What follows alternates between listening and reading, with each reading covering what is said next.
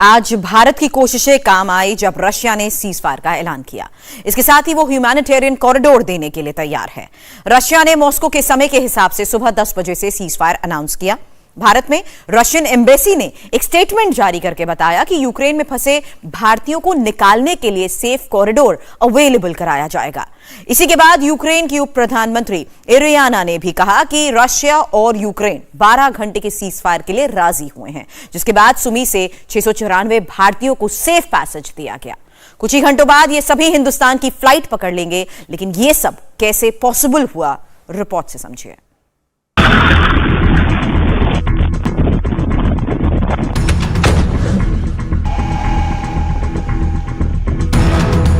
थोड़ी देर भले हुई, लेकिन सुमी से आज सुकून देने वाली खबर आई।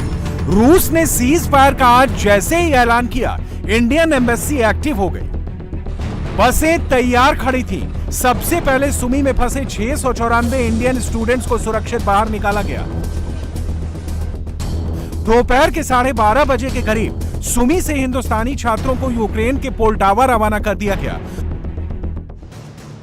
सुमी से पोल्टावा की दूरी 175 किलोमीटर है। सड़क से 3 घंटे का रास्ता है, लेकिन जंग के हालात में 3 घंटे की दूरी इन छात्रों के लिए 3 बरस जैसी थी, क्योंकि खार्किव के बाद रूस की मिसाइलों की नजर सुमी पर ही सबसे ज्यादा रही।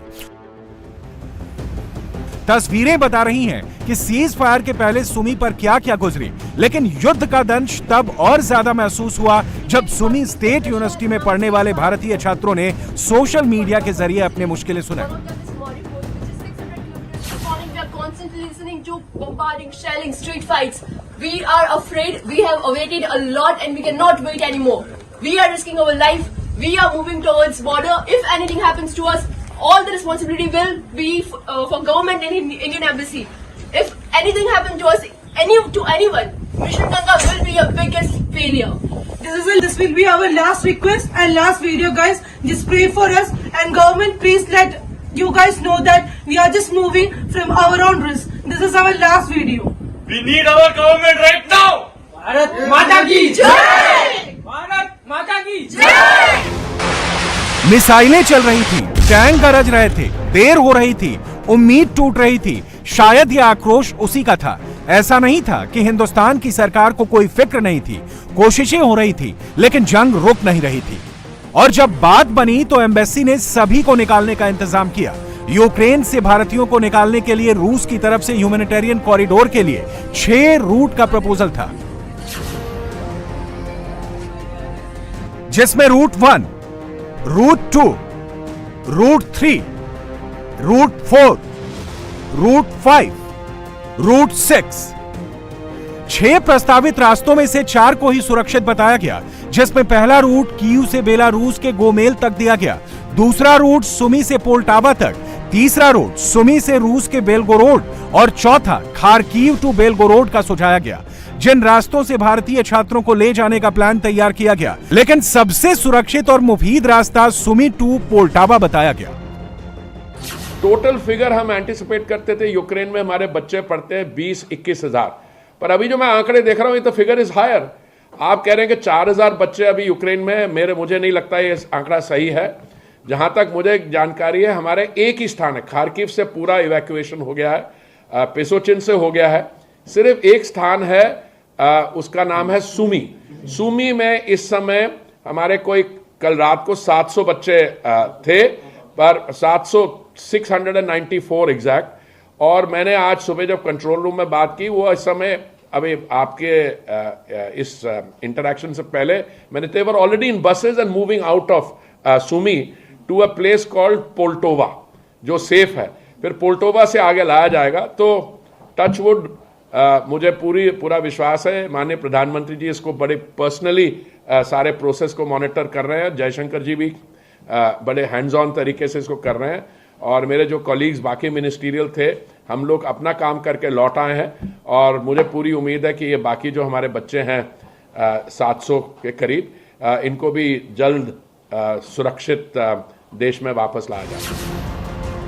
सुमी में फंसे भारतीय छात्रों को निकालना भारत सरकार के लिए बड़ी चुनौती थी, क्योंकि प्रधानमंत्री कार्यालय की तरफ से सीधा मैसेज था कि एक एक भारतीय को सुरक्षित घर लाना है और भारतीय अधिकारी भी लगातार रूस और यूक्रेन के विदेश मंत्रालय के संपर्क में थे। रूस की तरफ से यूक्रेन के चेर्निहिव, कीव, सुमी, खार्किव और मारियुपोल में सीज फायर का ऐलान किया गया, जिसके बाद सुमी से भारतीयों को निकालने की राह बनी। रूस ने यह कदम कल यूक्रेन के साथ हुए तीसरे राउंड की बातचीत के बाद उठाया है। हालांकि रूस और यूक्रेन के बीच तीसरे राउंड की बातचीत का कोई भी रिजल्ट नहीं निकल पाया। इससे पहले भारत संयुक्त राष्ट्र सुरक्षा परिषद में सुमी में फंसे भारतीय स्टूडेंट को लेकर चिंता जाहिर की थी। भारत ने यूएनएससी में कहा था कि रूस और यूक्रेन बार बार रिक्वेस्ट करने के बाद भी सुमी में फंसे भारतीयों को निकालने के लिए सेफ पैसेज अवेलेबल नहीं करा रहे, जिसके बाद भारत में स्थित रशियन एम्बेसी ने कहा था कि रूस मानवीय गलियारा देने के लिए तैयार है। जिसके बाद रेड क्रॉस, रूस, यूक्रेन के दूतावास से कोऑर्डिनेशन के बाद भारतीय दूतावास ने सुमी से 694 बच्चों को बसों के जरिए निकाला।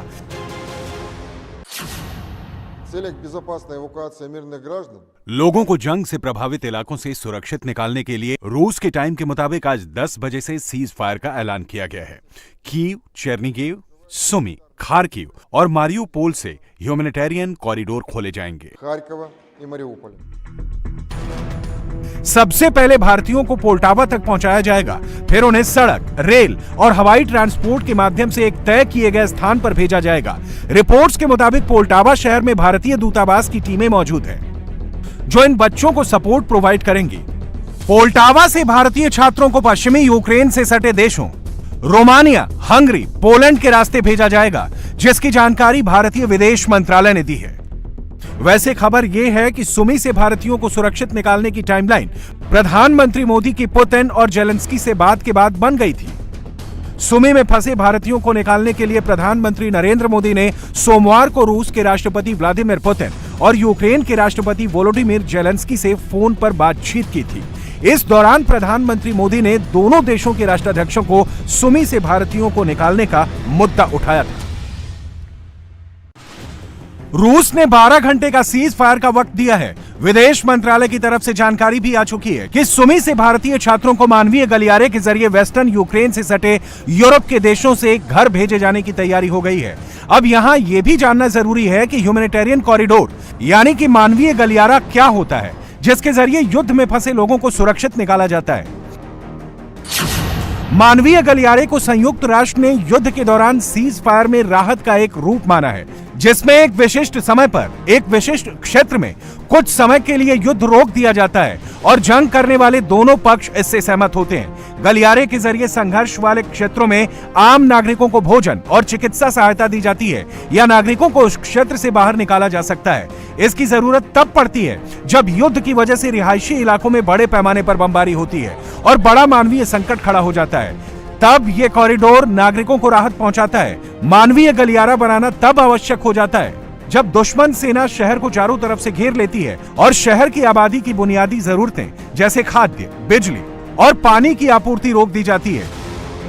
ज्यादातर मामलों में मानवीय गलियारे बनाने के लिए संयुक्त राष्ट्र द्वारा बातचीत की जाती है। कभी कभी लोकल ग्रुप्स भी मानवीय गलियारा बनाते हैं। संयुक्त राष्ट्र या रेड क्रॉस जैसे सहायता संगठन सीज फायर के दौरान मानवीय गलियारे बनाने के लिए एरिया और वक्त डिसाइड करते हैं, जिसके बाद गलियारे से निकलने के लिए ट्रांसपोर्ट ट्रक, बस या प्लेन को मंजूरी दी जाती है। 1938 से 1939 तक ब्रिटेन से यहूदी बच्चों को नाजी नियंत्रण वाले क्षेत्रों से निकाला गया था। मानवीय गलियारे सीरियाई गृहयुद्ध, लीबिया के गृहयुद्ध, गाजा गृहयुद्ध और कई दूसरे क्षेत्रों में भी बनाए गए थे। रूस यूक्रेन युद्ध में भी मानवीय गलियारे सुमी से पोल्टावा तक बनाए गए, जिसके बाद ही 694 भारतीय छात्रों की वापसी सुनिश्चित हो सकी। इंडिया टीवी हर वक्त हर जगह डाउनलोड करने के लिए सर्च करें India TV news Google play store या ऐप स्टोर पर।